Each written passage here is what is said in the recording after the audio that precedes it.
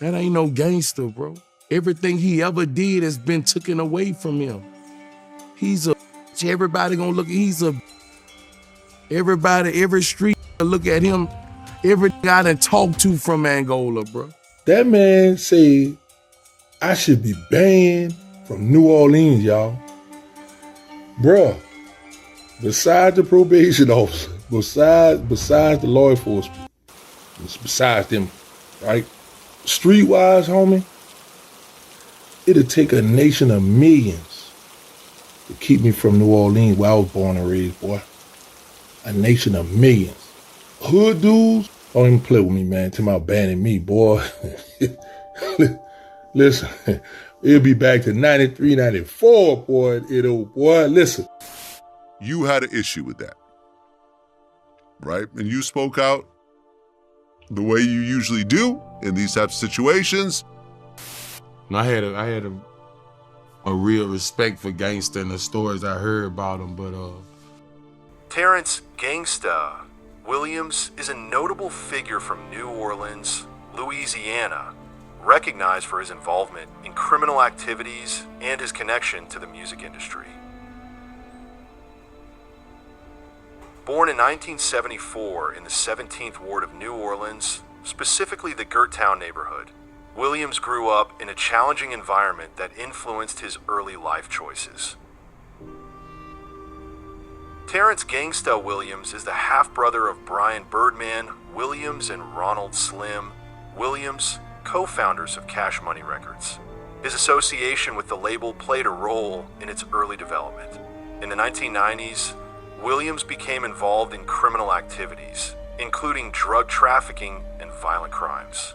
He was a member of the Hot Boys Clique gang, not to be confused with the rap group of the same name.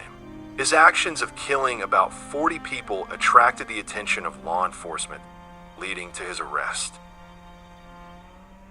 In 1998, Williams pleaded guilty to engaging in a continuing criminal enterprise and solicitation for murder. Consequently, he was sentenced to life imprisonment plus 20 years. However, after serving over 2 decades, his sentence was reduced and he was released from prison on January 3rd, 2022. Since his release, Terrence Gangsta Williams has shared his experiences and insights through various platforms, aiming to provide a candid look into his past and the lessons he's learned. For a more in-depth perspective on his life and experiences, let's continue to watch this story until the end. Oh, and I also gave him some murders with Sterling and Dooney. So some of my people that I'm at odds with now, even BG was upset about it too. Cause they was like, man, you know, you tell it on the dead. You know, I didn't look at it like at the time. I was like, well, you know, this is a way I can get up out of prison. You know, I'm not testifying on no one. You know, I'm gonna give them this here. They're gonna cut my time, cool, you know, but I understand, I respect it that telling is telling because, you know, we made those rules, you know, you never go sit down and talk to those people regardless. I made the rules and broke the rules. You know, that's why when I first came home, I was met with resentment or anger from Birdman when I first come home because of that. You know, I didn't get the red carpet. Before we dive into the Hot Boys, let's take a closer look at Terrence Gangsta Williams. As mentioned in a previous post, Gangsta was originally sentenced to life plus 240 years, but that was later reduced to life plus 20. He claims to have played a significant role in funding Cash Money Record alongside his brothers, Baby and Slim, in the early 90s, reportedly contributing over $100,000 in the label's early days. Unlike his two brothers, Gangsta didn't have a head for business. His world was the streets. By 1993, he had been arrested for murder 6 different times, though none of those charges stuck, thanks to a loophole in New Orleans law at the time. According to the city's 30-day rule, if no witnesses step forward within 30 days of a murder arrest, the accused was released. That law has since been changed. Gangsta is now the last surviving member of the original Hot Boy clique. His close partners, Dooney, Sterling, and Mosquito, all lost their lives to street violence. Behind the photos, Slide 1. Gangsta spoke on his style and how it played a part in his street persona. I played every slick and strategic role in the game to throw people off. Look at the photo of me holding my daughter. I was enrolled at Delgado Community College then. By that point, I had already been arrested for 6 murders and had pled guilty to attempted murder back in '93. Slide 2. If you look at the picture where I'm eating an ice cream sandwich, you'll notice I had no mustache and shaved eyebrows. That's because I had to dress like a woman to get close to my target. I was young then. All the tactics people think are new, those of us before already did them. Gangsta would often disguise himself in women's clothing, removing facial hair, wearing earrings, even applying makeup to carry out hits. He's believed to have taken the lives of over 40 individuals using such tactics. Terrence Gangsta Williams' story brings to mind another feared figure, Lil B EBT from Chicago. He, too, was known to wear wigs, makeup, and go undercover to hunt down his enemies. Rest in peace, Lil B EBT.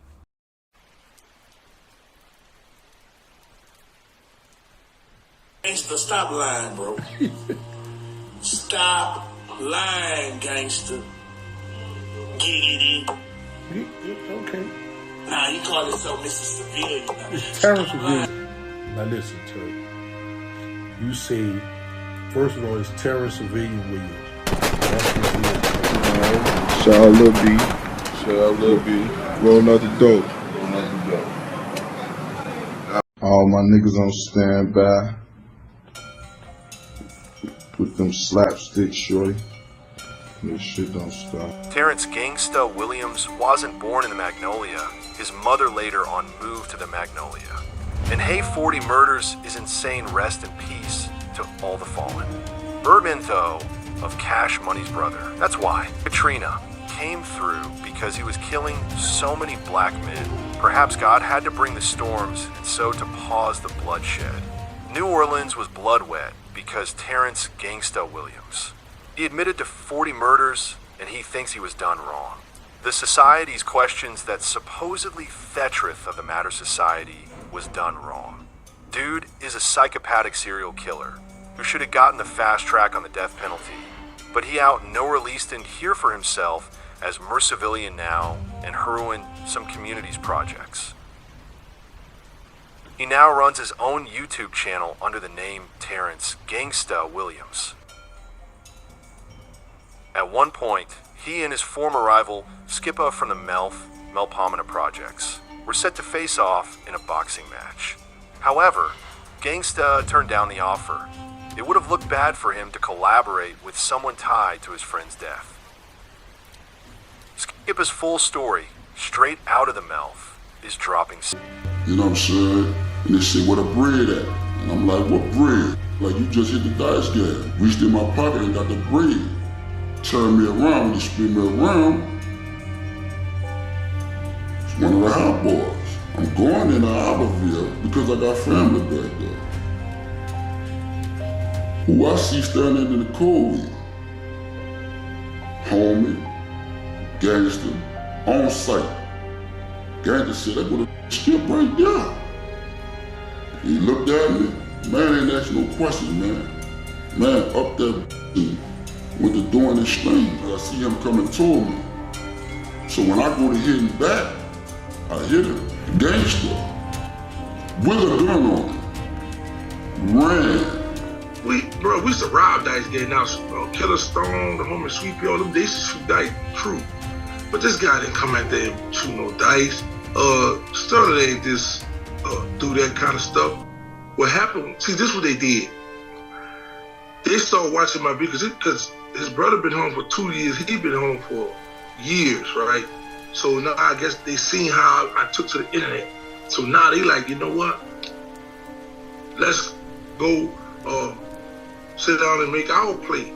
But we got to change the story because the reason why he killed Sterling was petty.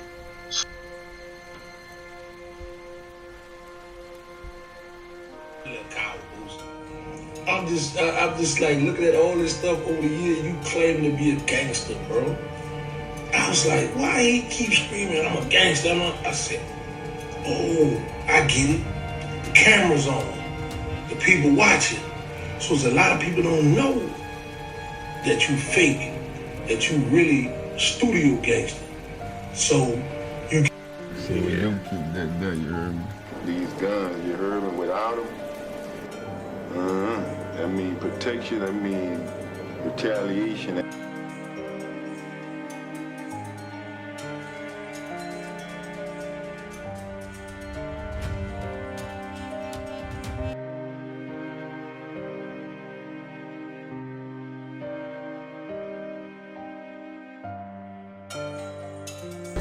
My little click the little post boys, you heard me? Being real is like fantasy.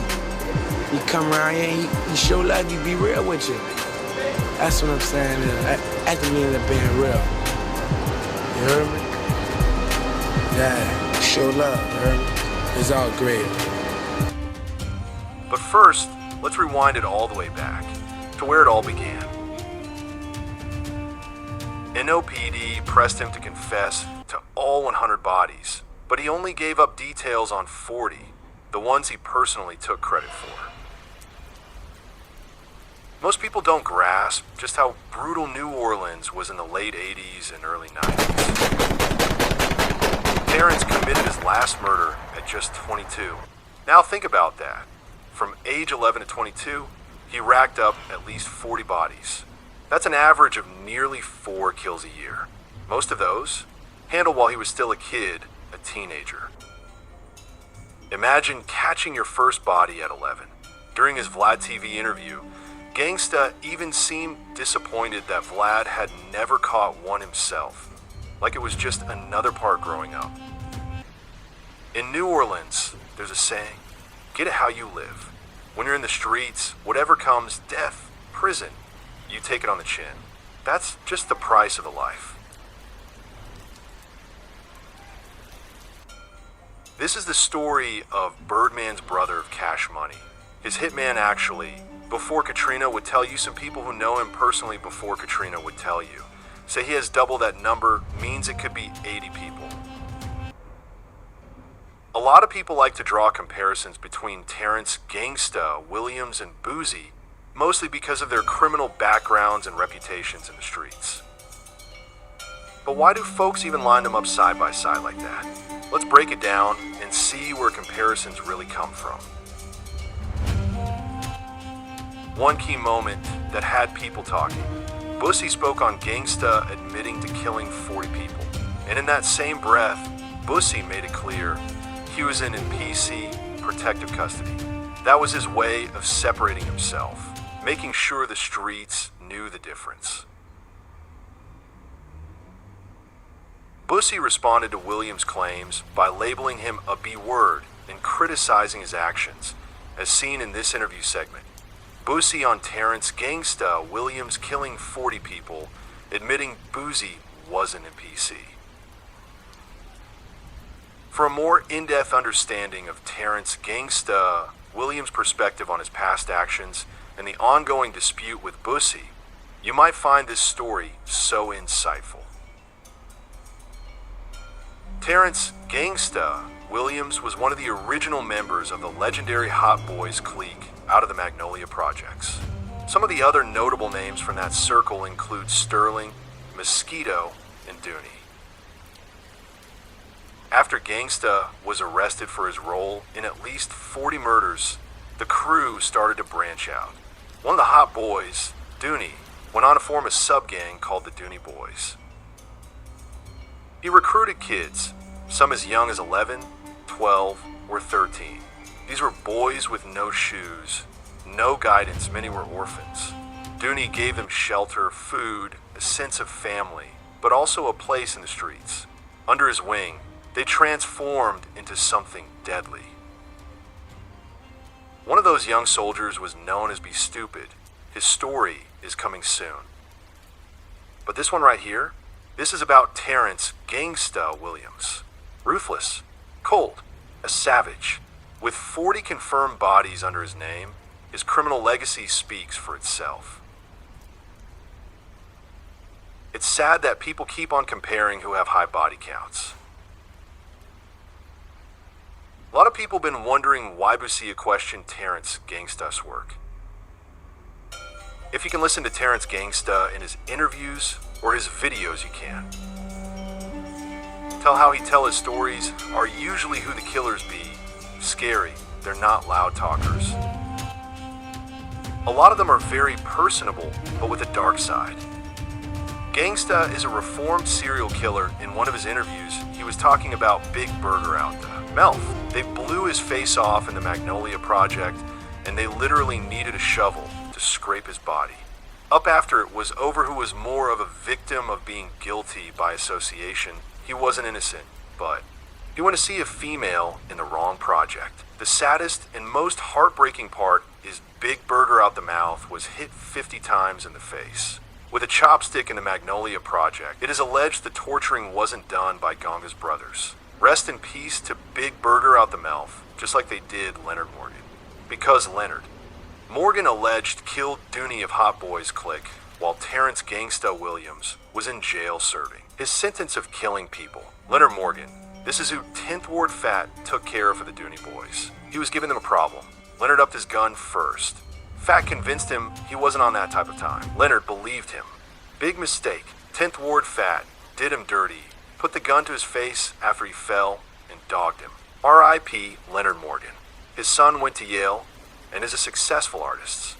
If you from way out of town, a whole other state, and hear the ruthless story off Magnolia did to the people who are either they felt they suspicious or enemies will shock you. There was female friend, this girl, she from the Magnolia a long time ago.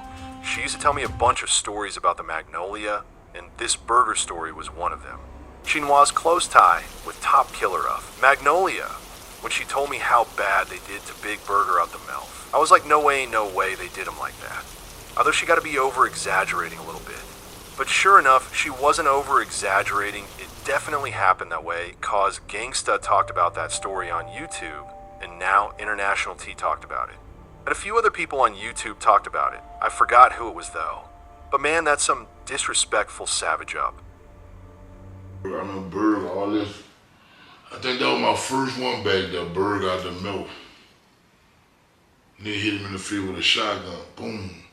All this was all. Like when we went and saw Burger, this part of his face was over there. Like his face was split up like off his body, like, you know what I'm saying? That was one of the most gruesomest murders I ever saw.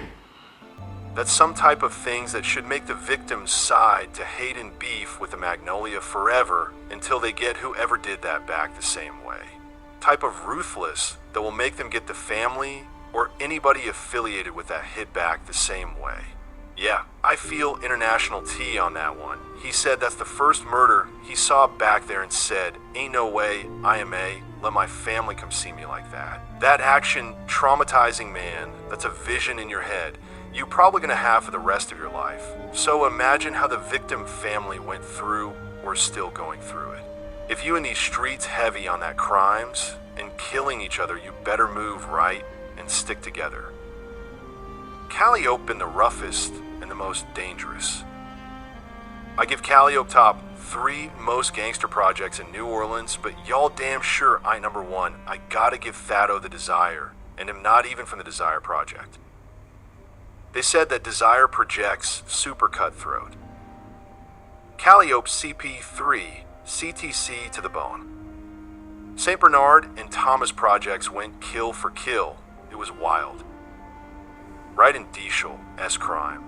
Pre- and post-Katrina, the city of New Orleans, Louisiana, has been plagued by relentless violence, shootings, drugs, retaliation, ruthless killings, and kidnappings.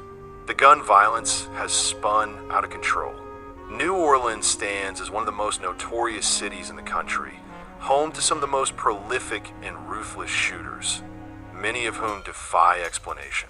Killings happen in endless cycles, and with every passing day, a new generation of killers is being raised and reproduced in the streets. Not just here, but in other war-torn cities like Chicago and beyond. Let's dive into the story of Taran Gangsta, also known on the streets as Mr. Civilian. But don't let that nickname fool you. Behind that calm exterior lies the mind of a man responsible for taking the lives of 40 individuals. Yes, 40 bodies are reportedly tied to his name. Now, I'm a firm believer that people can change. Redemption is real. But some folks, like Gangsta, seem to be born from the blueprint of a mass murderer. There's something about him. He's got this laid-back, approachable vibe, like the kind of guy you could kick it with on a porch. Easy to talk to, even charming. But look a little closer.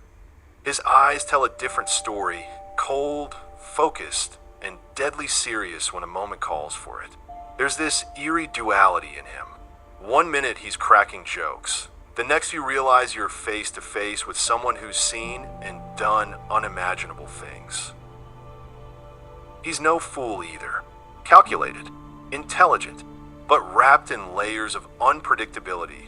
A dangerous mix of sharp wit and straight-up chaos. Still, if you didn't know better, you might just think he was any regular guy from the block. That's the part that chills you. In the New Orleans projects during the late 80s and early 90s, having the nickname Gangsta wasn't something you picked. It was something earned. That moniker carried weight. He was just 11 years old when he caught his first body. Let that sink in. A child by age, but already deep in the game. His string of murders began in the late 80s, and by 1998, when he was just 23, the law finally caught up to him. That's when he received a life sentence. But here's the wildest part. Many of those killings happened when he was still barely out of elementary school. He's also the half-brother of Brian "Baby" Williams, better known as Birdman. And even Birdman was said to have reached millionaire status on the streets by the time he was 14. Those brothers and their circle were knee-deep in the game from early on. They weren't just in the streets. They practically owned them. You can catch Gangsta in old Vlad TV interviews, casually recounting the murders he committed in his youth. But here's where I gotta add my 2 cents. Just because you can speak on everything doesn't always mean you should, especially when it comes to open wounds, legal matters, and murder cases. That's just my take, though. Some argue that laying everything bare is brave or therapeutic, and I can respect that perspective. But still, watching Vlad shake his head, giving his usual okay, as Gangsta ran through those chilling memories, it said it all. Sometimes silence speaks louder. It didn't take long for people to realize that Terrence Gangsta Williams wasn't just playing a role. He wasn't pretending. He wasn't just about that life. He was that life. Gangsta was the embodiment of everything that the streets of New Orleans bred during its darkest, bloodiest years. And even hardened cops within the NOPD came to that same conclusion. This man was the real deal. What confirmed it beyond doubt were the confessions. When Gangsta got brought in, he didn't just offer vague stories or hearsay. He laid it all out. In graphic, precise detail, he described the 40 murders he committed, murders that had never been solved, crimes that had left entire neighborhoods guessing, grieving, and afraid. He spoke on each one with a clarity that only the actual killer could possess. He gave names, dates, motives. He described crime, scenes the police had barely pieced together themselves. And here's the twist: the authorities wanted more. They pressed him to admit to over 100 murders. But Gangsta didn't bite. He stood firm and only confessed to the 40 he said he actually carried out. Still, in the streets, nobody believed that was the whole truth. Out in Uptown, in the Magnolia Projects in the 9th Ward, people whispered if he confessed to 40, he probably caught at least 60, maybe more. People from the city, the real ones, the ones who were outside when Gangsta was active, say it without hesitation. Terrence Gangsta Williams was a storm, a walking nightmare, a mass murderer. And once he was finally locked away in the feds, a strange thing happened. Peace, for the first time in years, returned to the blocks he used to run. You'd hear people in the neighborhood saying, "Man, when Gangsta went to prison, the birds started chirping again. Kids could finally come outside and play. The projects could breathe again." He had worn the streets out, literally. That's the kind of chaos he brought. Heavy, suffocating, and relentless. Gangsta wasn't just a shooter or a hustler. He was a one-man army, and his name carried so much weight that even after he was gone, people walked lighter. Some feared he might somehow return. Others were just relieved he couldn't. Anyone who was around New Orleans in the 90s, especially in Uptown, near the Magnolia, the Calliope, Cato, and the Melpomene projects, they'll tell you, it was a different world. And those boys were wild, out of control, relentless, feared and respected in equal measure.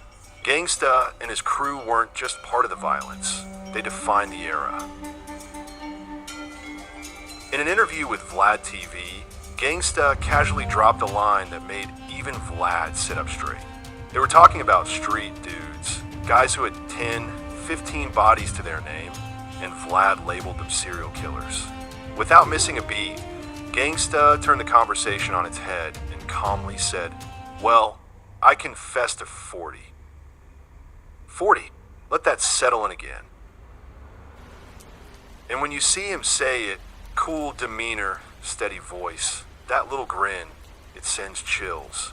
Because behind that smile, there's something deeply sinister, a quiet evil, not the kind that yells in the street, the kind that whispers in your ear and is gone before you turn around.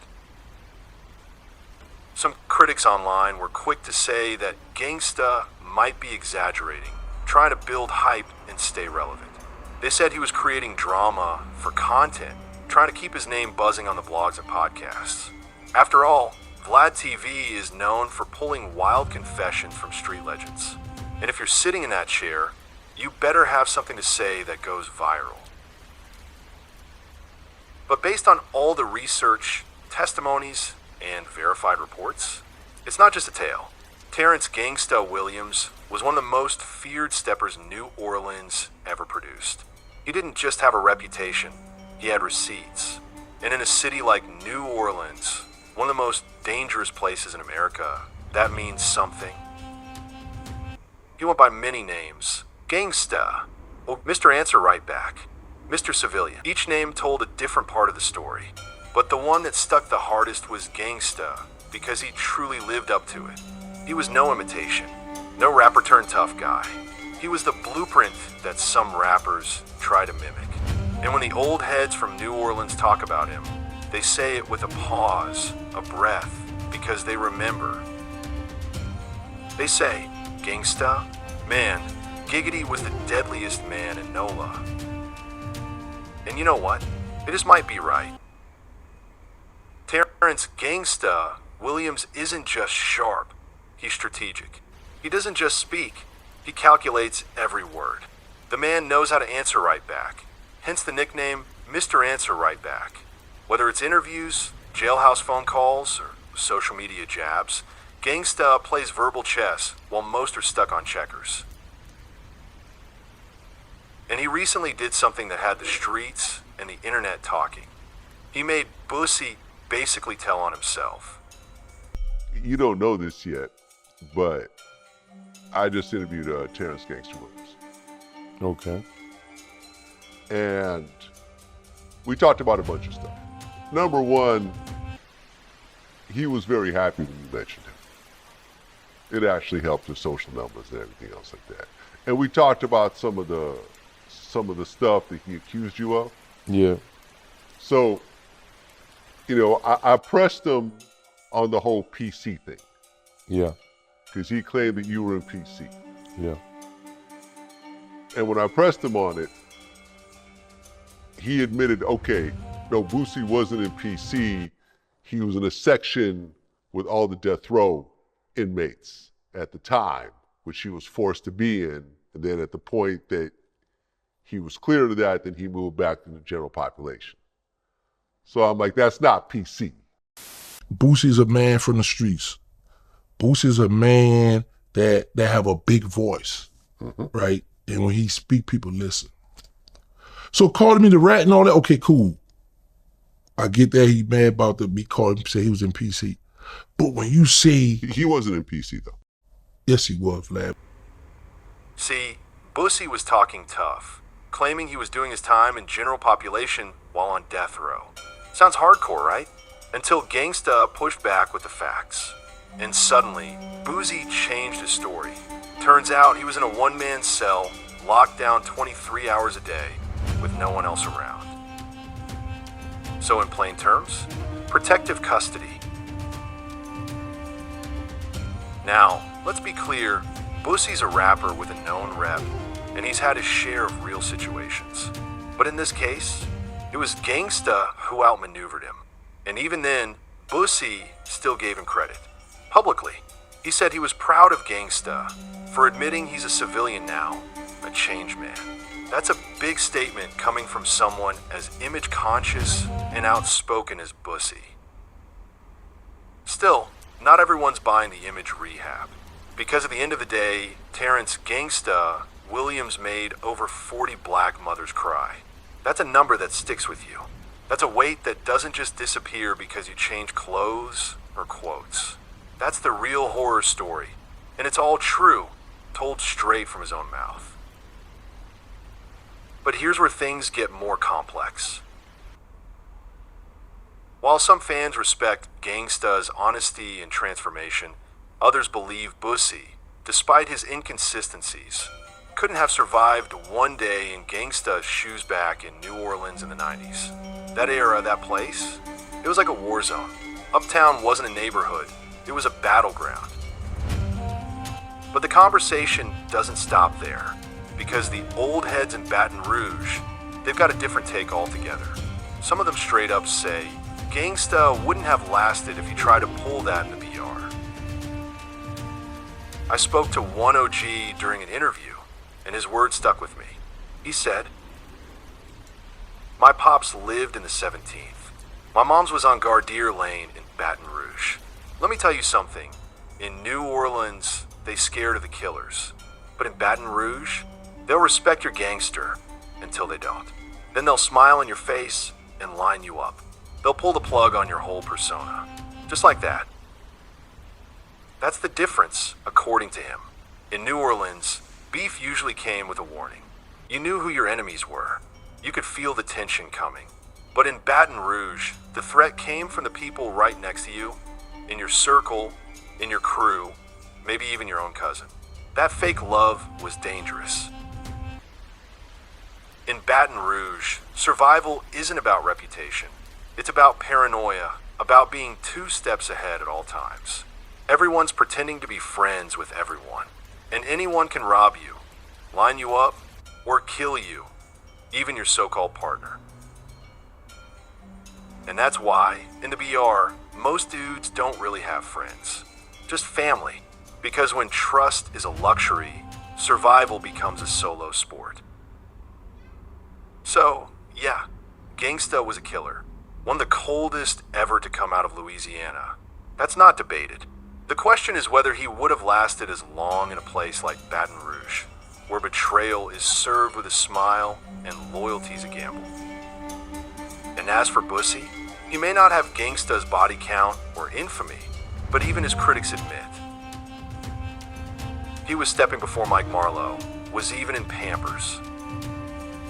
The streets remember. Before the rap career, before the spotlight, Boosie was outside. We came home, more people got it, but those stories didn't always make headlines. They were whispered, not posted. So in the end, Gangsta had the numbers, Boosie had the mic, and Louisiana, well, it birthed both, the killer and the poet, the stepper and the storyteller. And the debate, it ain't ending anytime soon. Let's really break this down. Because people keep talking like they know the streets, like they know the code, But most of them ain't never spent a night in a cell, never walked through Angola's yard, and definitely never had to make the kind of decision Terrence Gangsta Williams had to make. First of all, let's address the fact 40 confirmed bodies. That's not a number you throw around lightly. That's not a rumor or some rap bar. That's a number Gangsta himself confessed to, and not just whispered about it either. He said it out loud, with detail, in full control. These weren't just accusations floating around. These were confessions, cold, factual, detailed enough that only the real killer would know. And yet, somehow, people are still questioning it, asking how he could confess to that many murders and still end up free. But that's the thing about the streets. You can be known, feared, respected, and still doubted. Still talked down on. Now let's get something straight. Baton Rouge is not New Orleans, and New Orleans is not Baton Rouge. Different codes, different politics, different blood in the soil. People from Baton Rouge move different. In the BR, it's not just about how many people you've put in the ground. It's about who still stands beside you afterward. And that's the difference. In Baton Rouge, the family tree runs deep, and the loyalty begins at home. You start catching bodies out here. You're not just going to make enemies on the street. You're going to make enemies in your own family line. Somebody's cousin, somebody's uncle, somebody's godbrother twice removed. They're going to come for you. Out of revenge, not just respect. You kill the wrong person in Baton Rouge, and it ain't just a hit, it's a war. Some of y'all think Gangsta could have pulled off what he did in Baton Rouge. Not a chance. The moment he caught body number 3, maybe 4, they would have caught him slipping. The type of retaliation that comes in BR is calculated, quiet, and deadly. They would have caught him on a birthday, maybe his mama's, tied him up, and dropped his head on the front porch like a warning. That's Baton Rouge. That's not hate, that's reality. That's how different the soil is. Ask anybody from New Orleans who moved to Baton Rouge during Hurricane Katrina. They'll all say the same thing. One of the old head from Baton Rouge says, "Man, I thought Baton Rouge was country until I got here and realized it's a whole different kind of beast. It's silent, it's slick, and it doesn't forgive. And yet, people want to argue which city is worse. But that question don't even make sense when you're from there. New Orleans might be louder, flashier, with more history in the headlines. But Baton Rouge? Baton Rouge will set you up with a smile. The killer might be right next to you, sharing your plate, lighting your blunt, and still plotting to pull the trigger when the time is right. That's why in BR, most real ones don't even have friends. Just family. And even that gets tricky. Now let's get back to Gangsta. Terrence Gangsta Williams did 23 years and 10 months. Almost a full quarter of a century behind bars. And what's wild is the man held his tongue the whole time. No. Paperwork, no snitching, no pointing fingers at the living. The only thing he gave up, his own past, and a few names of folks who had already passed on. Let that sit with you. He told on the dead. And some of y'all still calling him a rat? But if your back was against the wall, and you were serving life without parole, and the only way out was giving up some ghosts, tell me you wouldn't do it. Really, look me in the eye and say you'd choose the street code over being there for your own family, being free, breathing air, eating a home-cooked meal. Most people wouldn't last 23 days, let alone 23 years. And for what? To prove to the same streets that already forgot about you that you're solid. To be a hero to people who can't even keep a prepaid phone on for a week. Come on. Now let's talk Boosie, because Boosie's name been coming up heavy lately. In one of those interviews, Gangsta had Boosie tripping over his own words. Boosie said he was in general population, then switched and admitted he was in a one-man cell for 23 hours a day, aka protective custody. That's not a diss, that's just the facts. He had to walk that back. Still, I respect Boosie. I always will. He's from Baton Rouge, and he survived it. That alone is a badge of honor. But let's not act like Boosie's path and Gangsta's path are the same. Gangsta was knee-deep in the blood, the politics, the warfare. Boosie had his own path, and he's earned his respect. But it's different. It's not the same. You can't compare someone who did over 2 decades in Angola, walked out with his head held high, never ratted on the living, and still had the streets talking the moment he came home, to someone who, yes, did time, yes, had real moments, but didn't carry the same weight on his back. People saying Gangsta try to go viral, clout chase, try to milk his story. Maybe, or maybe he's just telling the truth. Maybe he's trying to use his voice now to prevent the next generation from ending up like he did. And if that's the case, then let that man speak. Let it be a recurring guest. Let it do interviews. Let him teach. Because if somebody like Gangsta can pull a kid out the fire before they catch their first body, that's a W for everybody. But, and this is important, if he ever tries to go back into the streets, tries to use his platform to stir up drama, build clout for the wrong reasons, or manipulate the same youth he says he's trying to help, then yeah, that's foul. That's unforgivable. That's fake. But as of now, he's moving like a man who's been humbled by time, who's finally learned what matters. And if the only price he had to pay for his freedom was giving up some truth about people who aren't even here anymore to suffer the consequences, then maybe he played the smartest card in the deck. Ain't no such thing as street rules when the streets never had your back in the first place. So tell me again, is he a snitch or is he a survivor? A man who finally figured out that freedom is worth more than pride? Because from where I'm standing, Terrence Gangsta Williams made a move that 99% of people would make if they were really in that cell, and the 1% who wouldn't, either lying or dead. The beef between Terrence Gangsta Williams and Boosie Badazz is a layered and complex situation that blends street politics, personal conflicts, and the intense spotlight of the rap game. To understand the root of the tension, we need to look at both their histories and the details that have played out in public over time. Terrence Gangsta Williams, the backstory. Terrence Williams, the older brother of the well-known rapper Birdman, was a notorious figure in New Orleans street life before he became a part of the infamous Hot Boys group. He was involved in numerous criminal activities, which eventually led to his arrest.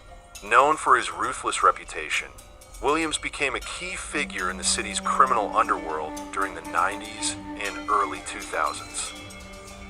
However, his life took a drastic turn when he was convicted of several murders. After being sentenced to a lengthy prison term, Williams eventually cooperated with authorities, leading to his release in 2017. This cooperation, often referred to as snitching in street culture, has been a major point of contention in the beef with Boosie. Boosie Badazz, the rivalry begins. Boosie Badazz, born Torrance Hatch Jr., is a well-known rapper from Baton Rouge, Louisiana, who has long represented the streets. Known for his gritty lyrics and unapologetic stance, Boosie has maintained a reputation for being a real one, someone who holds on to street principles. He built his career on authenticity, and his loyalty to his friends and family has been a cornerstone of his public persona. However, when Boosie first became aware of Williams' decision to cooperate with the authorities, it struck a nerve.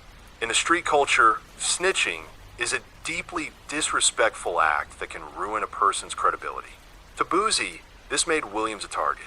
He became vocal about his disdain for anyone who cooperates with the authorities, including Williams, whom he referred to as a rat for turning on his past associates. The bad blood between the two became public when Boosie took shots at Williams in interviews, criticizing his cooperation with law enforcement.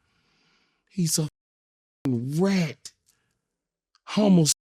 He's a who. He's a family stabber in the back. Like, you know, like those people are the worst kind of people, bro. Like, he's a liar. He lied on me. He's a liar. Like niggas like that, bro. That ain't no gangster, bro. Everything he ever did has been taken away from him. He's a everybody gonna look, everybody, every street look at him, every guy that talk to from Angola, bro. From New Orleans, bro. Tell me that is a don't say nothing to that. That's a like, bro, like that dude, bro, that dude, bro, I don't see how, bro.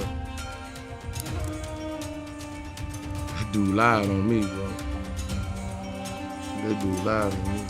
Boosie's stance on loyalty, especially when it comes to street codes, put him in direct opposition to Williams, who, after being released, has spoken about his criminal past openly and without shame.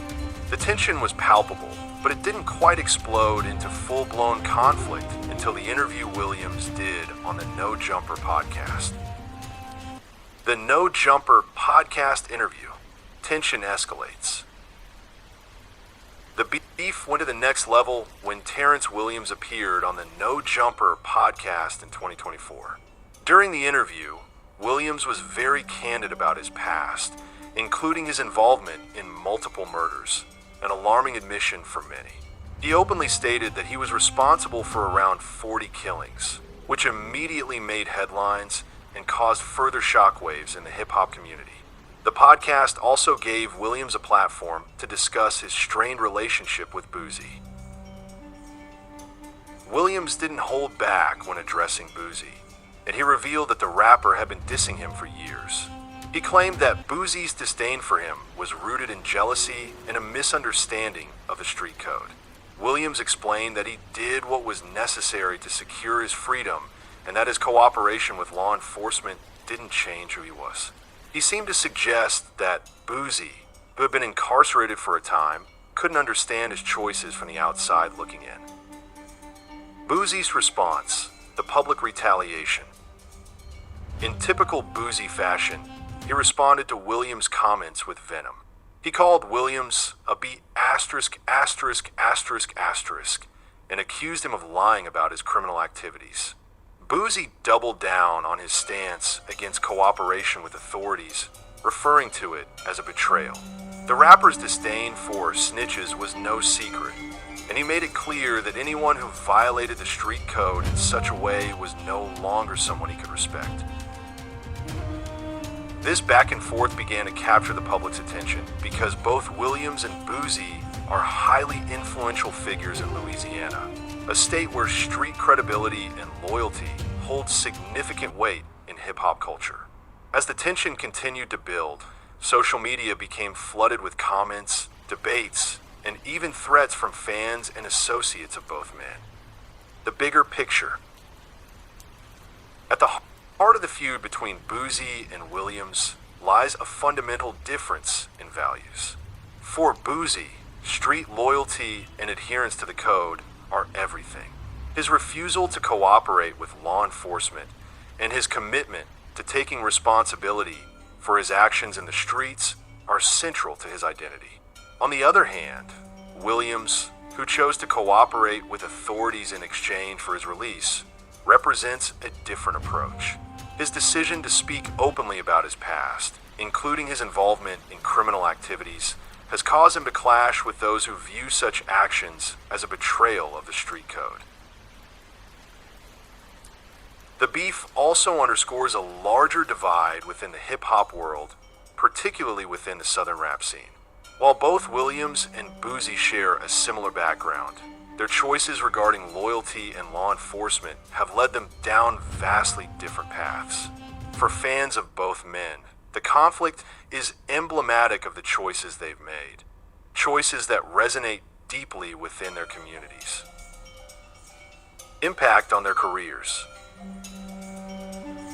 The fallout from their ongoing beef has been significant for both parties. For Boosie, the rivalry with Williams has only intensified his image as a street rapper who values authenticity above all else. His followers support his stance on loyalty, and his music continues to reflect those themes. On the other hand, Williams has used his own story to create a different kind of narrative. He's positioned himself as someone who has survived the streets and the legal system, all while remaining unapologetic about his decisions. In many ways, the beef represents more than just a personal conflict between two men. It's a reflection of the complexities of street life and the choices that define it. It also speaks to the ever-evolving landscape of hip-hop, where authenticity, loyalty, and street credibility continue to be central themes. While the beef between Williams and Boosie have started as a personal dispute, it's now become a symbol of the larger tensions within the rap game. Tensions that will likely continue to play out in the public eye for years to come. Whether they'll ever reconcile or if this conflict will continue to escalate is yet to be seen, but one thing is certain. Their beef has left an indelible mark in the culture. Certainly, here's a detailed write-up expanding on the crime situation in New Orleans, particularly in the context of both pre- and post-Hurricane Katrina. Crime in New Orleans, a city at war with itself. New Orleans, Louisiana, a city long revered for its cultural richness, vibrant music scene, and deep historical roots, has also earned a darker reputation, one of unrelenting violence and systemic criminal activity. Long before the devastation of Hurricane Katrina in 2005, the city grappled with high crime rates, but the storm exacerbated and exposed deeper fault lines, both socially and economically, that have only fueled the cycle of violence since.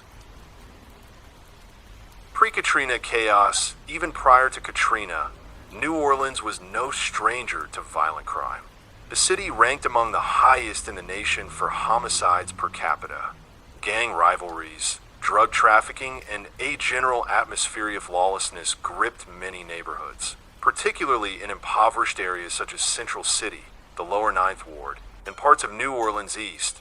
Generational poverty, lack of educational opportunities, and a fractured relationship between and law enforcement laid the foundation for much of this unrest. Guns were everywhere. Young men, often teenagers, were armed, angry, and raised in environments where survival sometimes depended on one's willingness to shoot or be shot. Retaliatorylings were common, and a culture of silence made it difficult for police to solve crimes or intervene effectively. The drug trade played a pivotal role, with turf wars leading to brazen shootouts in broad daylight. Pre-Katrina and Katrina did more than displace hundreds of thousands of residents. It obliterated infrastructure, fractured communities, and further strained an already resourced police department. In the immediate aftermath, looting and lawlessness took overts of the city. The New Orleans Police Department, NOPD, was overwhelmed, and in some cases, officers themselves became subjects of scandal and criminal investigations. When the city began to rebuild, it did so unevenly. Many residents never returned. ll3ds came back to neighborhoods that had changed dramatically. In the power vacuum created by the storm, new factions and criminal networks emerged. Older gang hierarchies broke down, replaced by younger, more volatile cliques with less structure and even less regard for human life. The killings became more indiscriminate, the shooters younger, and a cycle of violence more deeply entrenched. Pre-Katrina chaos, even prior to Katrina, New Orleans was no stranger to violent crime. The city ranked among the highest in the nation for homicides per capita. Gang rivalries, drug trafficking, and a general atmosphere of lawlessness gripped many neighborhoods, particularly in impoverished areas such as Central City, the Lower Ninth Ward, and parts of New Orleans East. Generational poverty, lack of educational opportunities, and a fractured relationship between communities and law enforcement laid the foundation for much of this unrest. Guns were everywhere. Young men, often teenagers, were armed, angry, and raised in environments where survival sometimes depended on one's willingness to shoot or be shot. Retaliatory killings were common, and a culture of silence made it difficult for police to solve crimes or intervene effectively. The drug trade played a pivotal role, with turf wars leading to brazen shootouts in broad daylight. Katrina, a catalyst for collapse. Hurricane Katrina did more than displace hundreds of thousands of residents. It obliterated infrastructure, fractured communities, and further strained an already under-resourced police department. In the immediate aftermath, looting and lawlessness took over parts of the city. The New Orleans Police Department, NOPD, was overwhelmed, and in some cases, officers themselves became subjects of scandal and criminal investigations. When the city began to rebuild, it did so unevenly. Many residents never returned, while others came back to neighborhoods that had changed dramatically. In the power vacuum created by the storm, new factions and criminal networks emerged. Older gang hierarchies broke down, replaced by younger, more volatile cliques with less structure and even less regard for human life. The killings became more indiscriminate, the shooters younger, and the cycle of violence more deeply entrenched. Post-Katrina violence. A new generation of killers in the years following Katrina, New Orleans saw some of the highest murder rates in the United States. The violence was often intimate, driven by personal grudges, neighborhood rivalries, or petty disputes that quickly escalated into deadly encounters. Social media fueled these altercations, with threats and taunts sometimes broadcast publicly before blood was shed. What makes the violence in New Orleans particularly haunting is its persistence and normalization. For many young men in high-crime neighborhoods, violence is not just a risk but a way of life. Entire communities have grown up amid trauma, where gunshots are a nightly occurrence, and the death of a friend or sibling is an expected chapter in life. Children are indoctrinated into this culture early, often viewing street violence as the only available path in the absence of viable alternatives.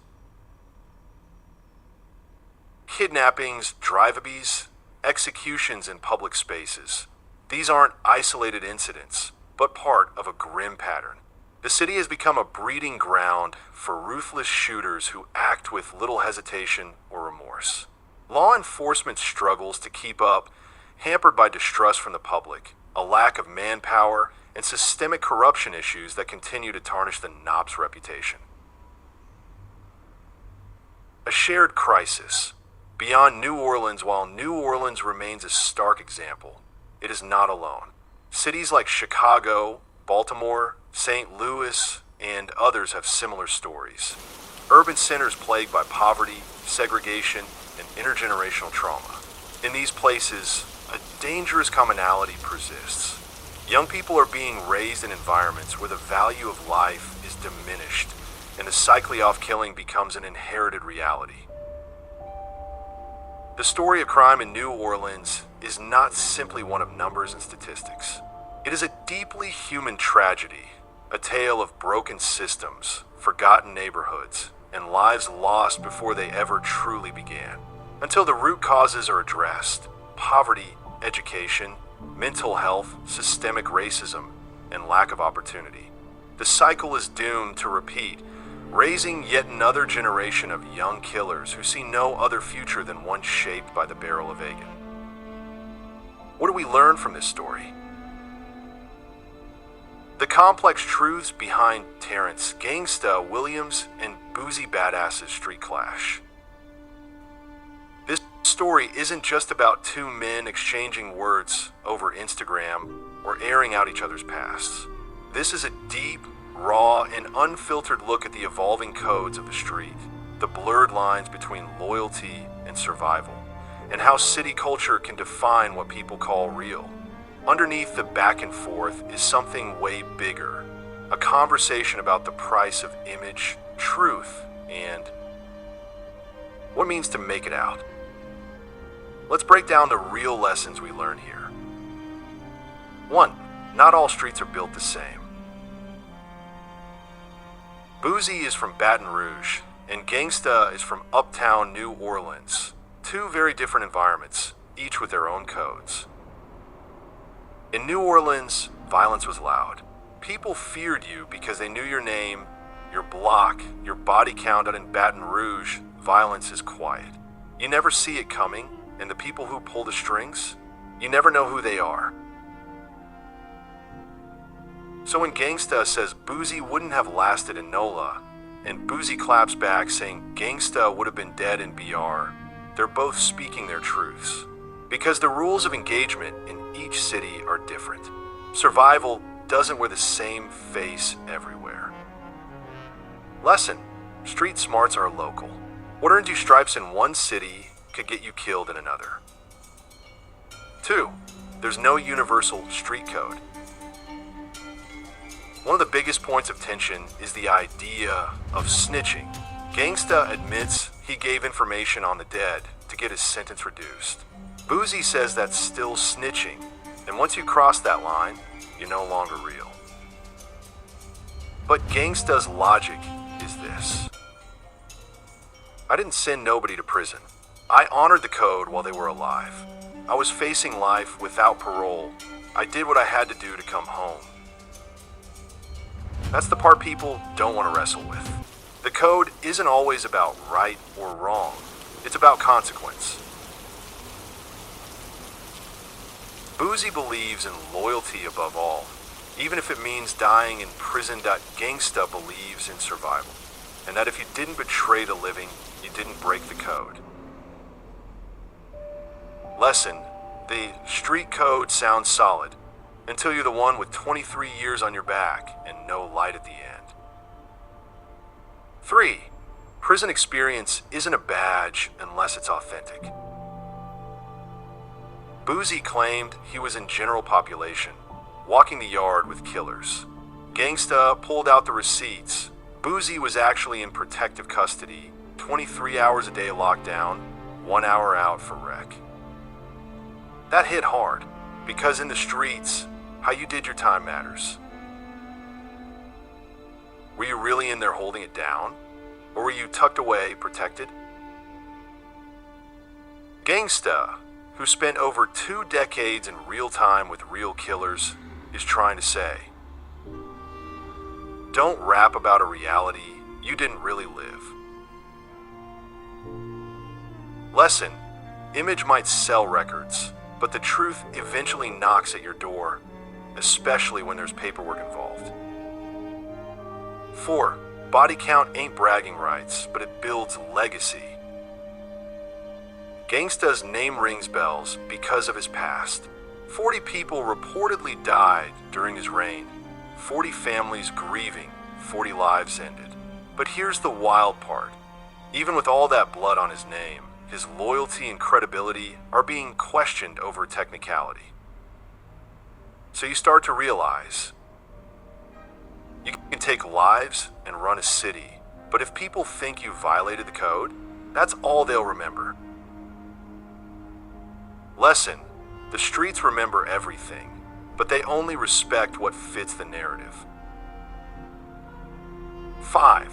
The rap game is a reflection, not the reality. Boosie's career is built off being a mouthpiece for the street. He raps about loyalty, betrayal, codes, and realness. But Gangsta, who lived that life in ways most never will, is now telling his story through interviews, not lyrics. One speaks in bars, the other speaks in truth bombs. And what's wild is that both men are trying to do the same thing: protect their name, protect their code, and let the world know they're not to be played with. Lesson: rap sells the street story, but the street doesn't always sell rap's version of the truth. 6. Time and perspective change everything. Gangsta went in as a young, feared killer. He came out a middle-aged man trying to reflect, give back, and share the reality of what that life really costs. He isn't glorifying it, he's dissecting it. And that shift, it's powerful. Because it means the street soldier became a storyteller, the shooter became the scholar, the legend became the lesson. Boosie, meanwhile, is still in that world, still moving with that paranoia, still carrying that chip, still fighting for his name. Lesson: you can leave the streets, but the streets don't always leave you. 7. Who's right? Depends on where you stand. At the end of the day, the Boosie versus Gangsta debate comes down to one question. What would you do? Would you take 60 years and die in prison to protect a code that's already broken by others? Or would you do what you had to do to get out, especially if it meant not sending anyone alive to prison? Neither path is clean. Neither man is a saint. Both walked through fire and both got burned in different ways. Lesson: judging is easy. Living through it, that's where the real story is. Final takeaway: this story isn't about a snitch or a rapper beef. It's about legacy, loyalty, and what survival really costs. Boosie represents the unchanging code, even if it costs him everything. Gangsta represents the adapted code, choosing freedom and reflection over dying silent behind bars. And the streets? They're watching it all play out like a movie, with receipts, reactions, and mixed emotions.